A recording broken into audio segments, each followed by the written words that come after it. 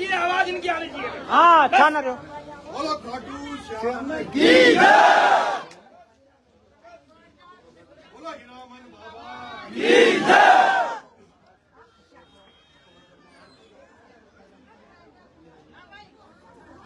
बोल बजरंगी बली की जय। बोल सालासर महाराज की जय। बोल बहादुरपुर महाराज की जय। बोल सच्चे दरबार की जय। अरे लाइव मत चलाइए, कोई लाइव मत चलाइए।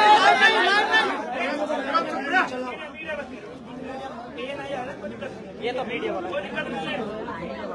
लाइव मत चलाना, बस ओके ओके।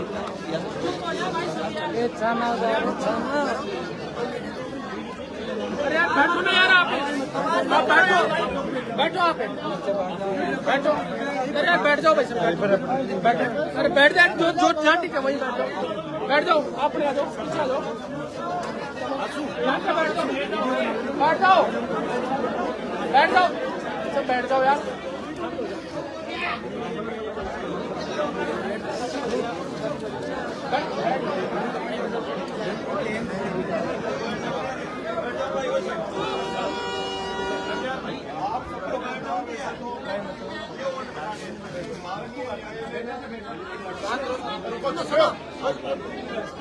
जमानत पर रिहा किया है।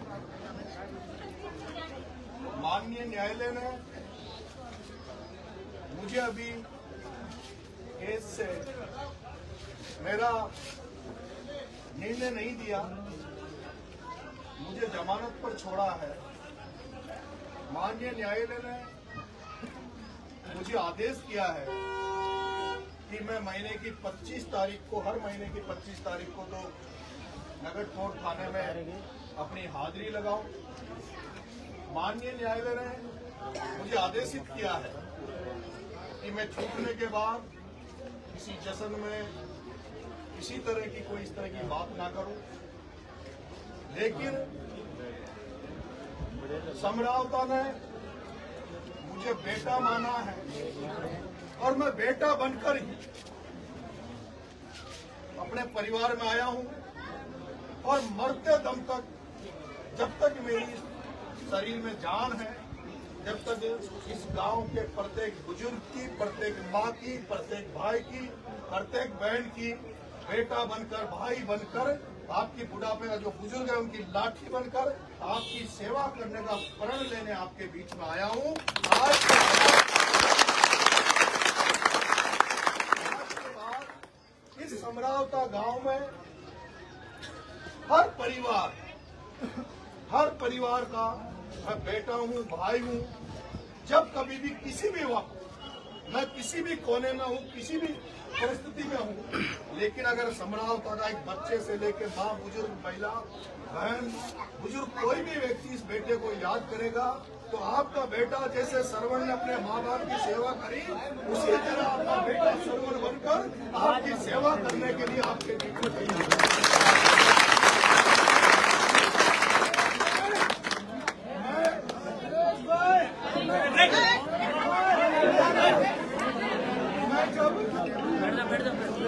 मैं जब आपके गांव में आया तो इसी जगह पर मैं आपके बीच में बैठा, तो मैंने कहा था कि मैं एक ऐसे परिवार में पैदा हुआ हूँ, ऐसे खानदान में पैदा हुआ हूँ जिसमें ऐसा कोई, मुझे जब से मैं पैदा हुआ हूँ तब से मैंने मेरे माँ बाप से, मेरे बुजुर्गों से, मेरे परिवार से एक ही सीखा है कि भाई जो कोई भी गरीब हो, जिस किसी को भी जरूरत हो, चाहे कोई किसी भी जात का हो, किसी भी धर्म का हो, कोई भी हो, लेकिन कोई अगर कोई असहाय व्यक्ति है, कोई कमजोर व्यक्ति है और जिसको ऐसा लगता है कि उसका कोई दही धोनी नहीं है और उसको आपकी मदद की जरूरत है, तो वो अगर आपके पास मदद आए तो मदद जरूर करो, और अगर मदद नहीं कर पाओ तो मेरे माँ बाप ने मुझे ये जरूर सिखाया है कि अगर दरवाजे पे आप किसी की मदद नहीं भी कर पाओ तो कम से कम अपने दरवाजे से किसी को खाली हाथ, किसी को बिना पानी पिलाए, बिना खाना खिलाए, किसी को सम्मान देने ये बिना मत जाने देना।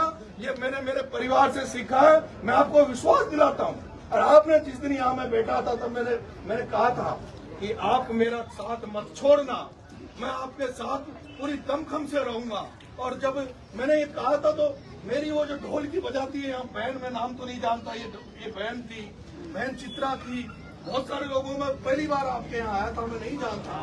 लेकिन मेरी माँ बहनों ने मेरे से कहा था कि बेटा हम तेरे को छोड़ेंगे नहीं। एक रामायण में एक कहावत है, रामायण में एक चौपाई है, रघुकुल रीत सदा चलाई, रघुकुल रीत सदा चलाई, प्राण जाए पर वचन जाए। और मैंने इस समरावता में अनुभव किया है कि वो घटना हुई तो आपने प्राणों को भी वो करके और मेरी रक्षा करी। वो मेरी माँ बहन है जो इस चबूतरे में, हीरामन के चबूतरे में मेरे गले लिपट गई थी और मेरे मुंह में जबान नहीं बची थी, तो वो मेरी माँ बहनें रो रही थी और मेरे से कह रही थी बेटा तेरे को हम कुछ नहीं होने देगा। मैं धन्य हूँ कि ऐसे गांव में मैं आया और उस गांव ने मुझे एक्सेप्ट किया, स्वीकार किया, मुझे बेटा माना। न्यायालय के आदेश के कारण, माननीय न्यायालय के आदेश के कारण से मुझे दुख है इस बात का, इस भारत में और हमारे सनातनी धर्म में, भारत में सिखाया गया है कि कोई व्यक्ति आपका स्वागत करे, सत्कार करे, कोई माला पहनाने आए, साफा पहनाने आए तो उसका माला और साफा जरूर लेना चाहिए। लेकिन मुझे दुख है, अभी जब मैं टॉक से यहाँ आया हूँ, बहुत सारे लोग रोडों पे बेचारे मालाएं लेके खड़े थे, साफा लेके खड़े थे, लेकिन मेरी माननीय न्यायालय के आदेश के कारण मेरी मजबूरी थी कि ना तो मैं उनकी माला पहना पाया, ना कोई उनका स्वागत ले पाया। लेकिन मैं आपसे निवेदन करूंगा, आज मैं इन शब्दों के बेटा होने के नाते और कोई शब्द आज न्यायपालिका के कारण कुछ बोल नहीं पा रहा।